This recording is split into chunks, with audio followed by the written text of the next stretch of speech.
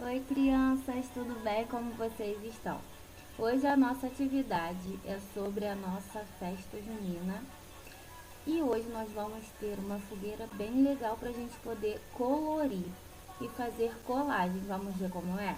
Está escrito assim: pinte a fogueira com as seguintes cores: amarelo, vermelho e laranja. Para representar a madeira, vamos colar palitinhos de fósforo. Vai ficar lindo. Gente, eu acho que vai ficar maravilhoso. E eu quero ver quem vai fazer com bastante capricho, tá bom? Então vocês vão tentar, olha, aqui dentro da fogueira, olha, vocês vão tentar.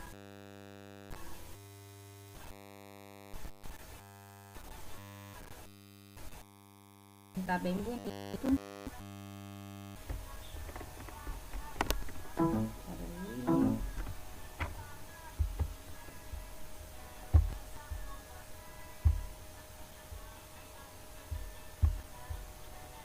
Vamos tentar, ó, de vermelho. Vocês vão pintar bonito, sabe? Ó, não tô sabendo pintar bonito. Laranja.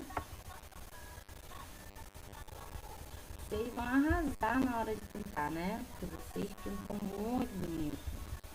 E amarelo, que é a cor do nosso sol, né? Ó, se a câmera aqui do computador, vocês já sabem, a gente não consegue pintar direito. E aqui, olha, onde a tia vai circular, vocês vão colar palitinhos, ó, em cima desses aqui. Podem colocar mais também se vocês quiserem, tá bom?